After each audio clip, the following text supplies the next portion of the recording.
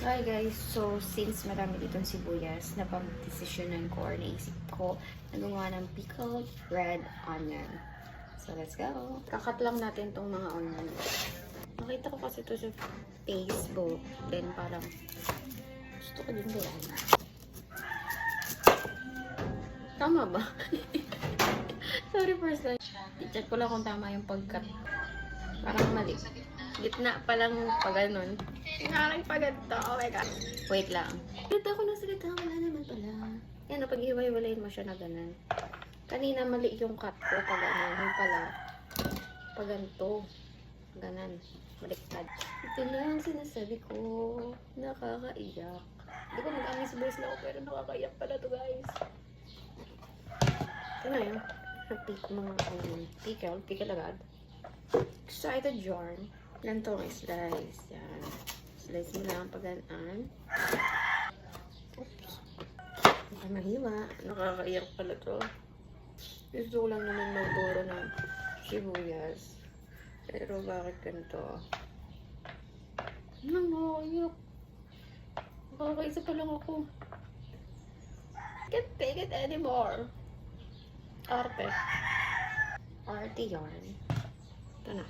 Nakakaiyak. No. Ayak lang. Ayoko na magburo. Nakakaiyak pala itong pagsisibuyas. Mario Joseph Kaul. Nakakaiyak maghiwalay ng sibuyas at maghiwa. Ito na siya. Natin ito. Ang tama. Yan. Kunti lang.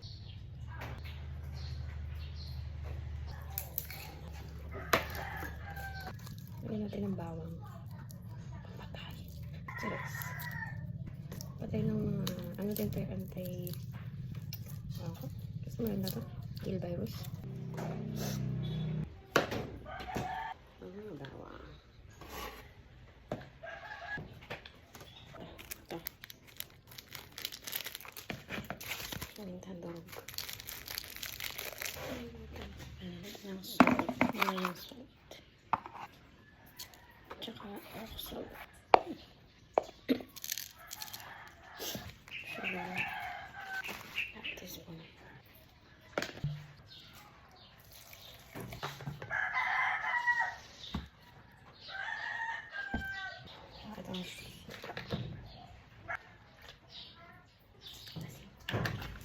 Ilang ko na din ito.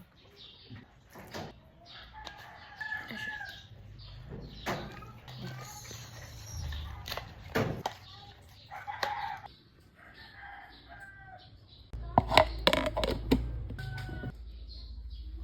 Ay, mamaya mainit.